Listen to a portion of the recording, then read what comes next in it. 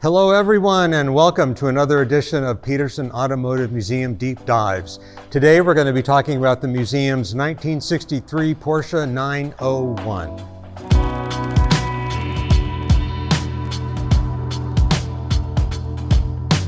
Now the car I'm standing in front of is going to look very familiar to most people, and you're going to look at it and say, well, it's a 911. I mean, you could tell by the shape, you could tell by the general layout of the vehicle, you could tell by the stance. All of those things kind of betray its history. But in a way you'd be wrong, because while the 911 was based on this car was actually a 901. It predated the 911, and only about 85 of these were built. But there is a backstory to everything that Porsche did, and it began at the turn of the 20th century when he designed his first vehicle, which happened to be an electric car. It had 2 tons of battery weight, an octagonal electric motor on the rear axle, and other kinds of equipment that kind of told everybody or suggested to everybody what Porsche was thinking at the time. He was thinking way in advance. You know, electricity is the way to go. As it happens, he'd be proven right. Well, fast forward, he ended up designing the Volkswagen in the late 1930s, and after World War II, the Volkswagen production began in earnest, beginning in about 1905 when the factory was still under the control of the British, because Wolfsburg was in the British sector of divided Germany. But Porsche said, you know what, this Volkswagen, this is too good. This is too good a start to let it just be a grocery getter and a family car. Not that there's anything wrong with that, but he just said there's more. We can do more with this. So what Porsche did, he took the basic VW platform, and after having built one mid-engine prototype from scratch in 1948, he started building cars based on the Volkswagen platform later.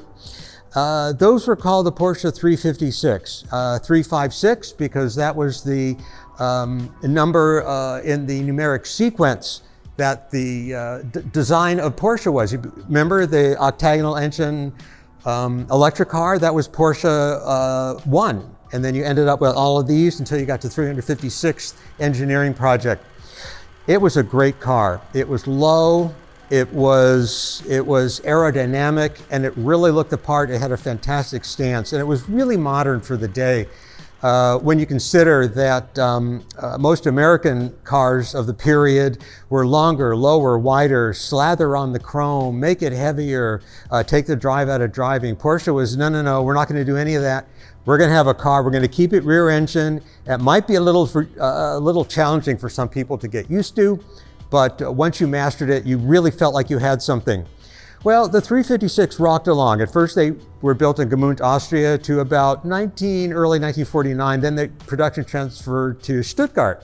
So from about 1949 to 1963, Porsche was rocking along until they said, you know what, we have to think of an encore for what we're going to do.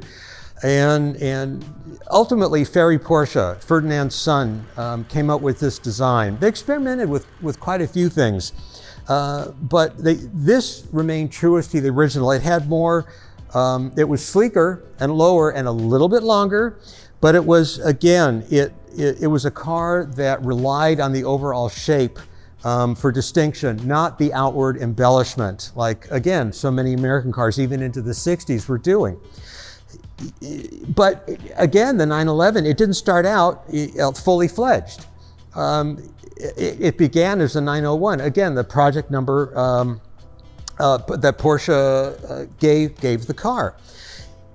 Instead of the 1.6 liter flat 4 of the 356, they went to a 2 liter flat 6. So you had half again as many cylinders and a bump in horsepower from 75, 85 to about 125, which was significant in a car that was this aerodynamic. And keep in mind that these are the days before scientific aerodynamics. Sure, they had wind tunnels, but a lot of it was seat of the pants engineering. And you have to admit that Porsche got it right straight out of the box. The car was immediately popular. It debuted to wild acclaim. Six-cylinder Porsche comes to the market longer, sleeker, and a truly German in concept because it was an engineer's car. It was meant for driving, and it gave people the kind of rewarding feeling of mastering the road that its predecessor, the 356, did. Well, the two actually overlapped production for a couple of years, and the 356 did not go out of production until '65, the year that the 911 came into its own. There would have been a time when the Porsche 911 was actually considered for replacement, and the Porsche 928 was developed. Ultimately, the word got out to the general public that Porsche was thinking about replacing the 911, and the backlash, if you will, and the cry from the general public was so overwhelming. Porsche had to say, "Okay, I get it. We're not going to do that. We'll keep the 911. We're not going to make we're not going to bring back the 356, but we're going to start doing some other things. We're going to bring in the 924. They're going to come up with the 914 and the 914-6 later, and they started experimenting with a bunch of different things. But the 911 endured, and this is where it started. The Porsche 901, 1963, one of only 85, and with subtle differences from all of the 911s. Things as minor as the decals to as prominent as the carburetors in the engine.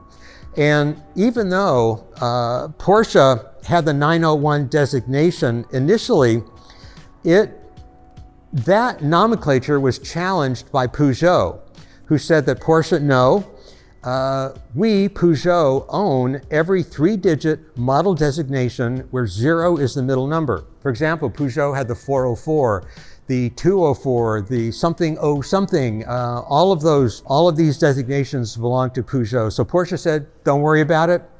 We've got a lot of the little number ones in stock. We'll just replace a 0 with the number 1, and it'll be a 911, and that'll be that.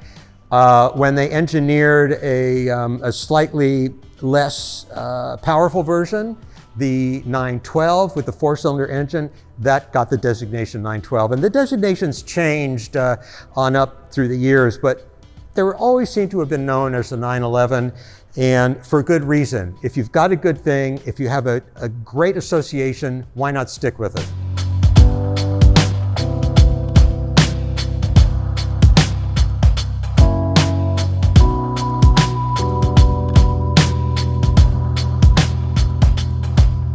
Thank you, everybody, for joining me on another edition of Petersen Automotive Museum Deep Dives.